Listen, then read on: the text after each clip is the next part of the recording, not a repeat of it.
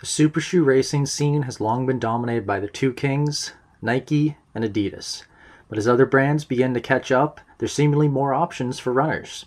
Has New Balance done enough to step up and challenge those two behemoths? Let's find out.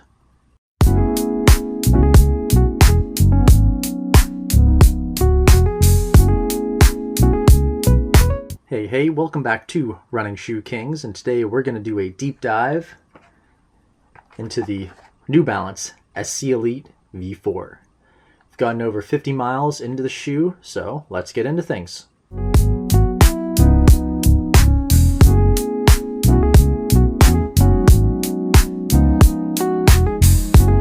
As a disclosure, I purchased this shoe with my own money, and what follows are my own opinions and anything that I found in researching the shoe. So starting off with the specs, we have 40 millimeters of stack height in the heel down to 36 millimeters of stack height in the forefoot for a 4 millimeter drop. So right up there at the max that you can have for legal racing with World Athletic standards.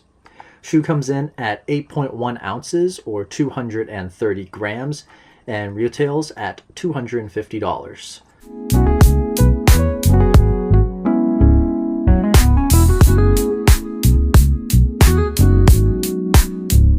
Alright, so we're going to cover the shoe bottom to top here. So starting off with the outsole, just a pretty standard rubber outsole. Actually seems to be quite a bit thicker than what you see in most racing models. So I expect that it's going to have some really good durability benefits with that. And after 50 miles, there's no wear in any of the usual wear locations that I see with my shoes normally. Moving up then to the midsole, as I mentioned, we have New Balance's super soft fuel cell midsole foam with an Energy Arc carbon fiber plate. That fuel cell is just the softest on the market that you're going to find, whether that's in the SC Elite, the SC Trainer, or the Rebel. And then up here on the upper, we have New Balance's Phantom Fit upper. So it's not quite what I would describe as plasticky like what you see with some other marathon racing shoes, but I can definitely feel that material to be quite durable, although not as breathable as you might expect.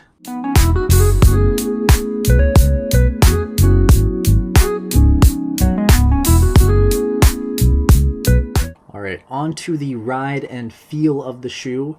So fuel cell is, in my experience, the softest compound that you're going to find on the market, and that remains true with the SC Elite V4. So with such a thick slab of such a soft foam, I found it a bit difficult to get a race day energy return out of the shoe. Even whenever I put more force into the ground, which typically responds with a better rebound, I still just wasn't getting that out of the SC Elite. Now, whenever I started focusing on pulling my heel up to my butt a little bit more, getting more lift without putting force into the ground, it seemed to cater to my stride a little bit better, but still not quite what I'm looking for, especially if this is a shoe going to 26.2 miles. Moving on to the upper, which is kind of where I found the major flaw in this shoe. Starting here with the toe box. Toe box is actually quite roomy, and I really didn't have any scrunching issues in the toe box either, which is really nice to see, given that I believe it's the Vaporfly 3. I have some pretty bad scrunching issues in the toe box. The lockdown here with the laces, again, not a major issue with that. These laces do seem to be kind of on the cheaper side. There's not a whole lot of texture to them either, but they're able to still get a somewhat decent lockdown over the top of the foot. But whenever we get back here to the heel counter, New Balance, what are we doing here with the heel counter? I haven't had a heel rub on my Achilles this bad since the Skechers Go Run Max Road Hyper, I believe it was, like back in 2020.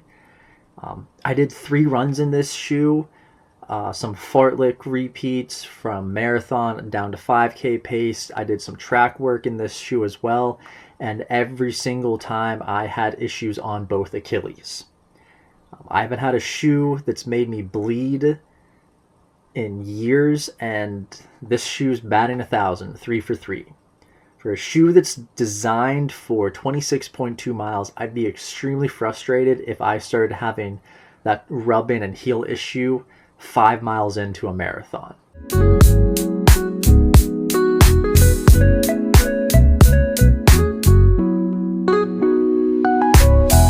And moving on to my favorite part about the shoe, it's got to be just that midsole compound being such a soft compound. Despite all of it, I never felt unstable. I think a wide platform here, especially in the forefoot where I'm landing, does a lot for stability, but I still don't think I want to race in a shoe this soft. But for long runs where the legs need a little extra comfort, I think it'd be perfect, and it's got all the leg-saving benefits that you're going to be able to handle.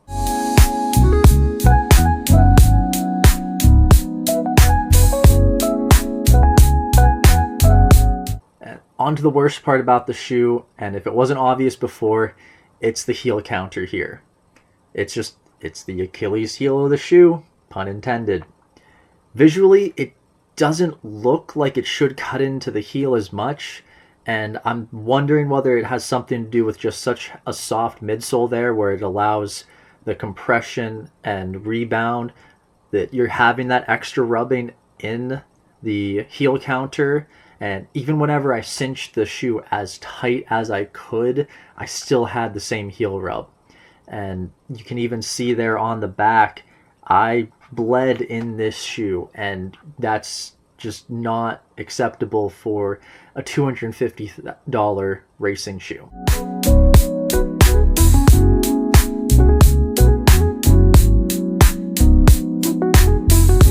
All right, and what is my final verdict on the New Balance SC Elite V4? I just can't recommend this shoe at the moment. I think I'm going to try a few things to see if I can fix this heel counter issue, maybe with some extra padding or tape, but it's just too big of a problem to overlook. If I'm going to bleed in it, I got to pass on it, and I'm hoping that I can figure something out to make it work, because the ride of the shoe is so nice, but I just can't afford Achilles blistering every time I try and take this out. Now, I know the SC Elite V5 is coming out later this summer, so hopefully they fix that issue in the new version, but for the V4, I can't recommend it.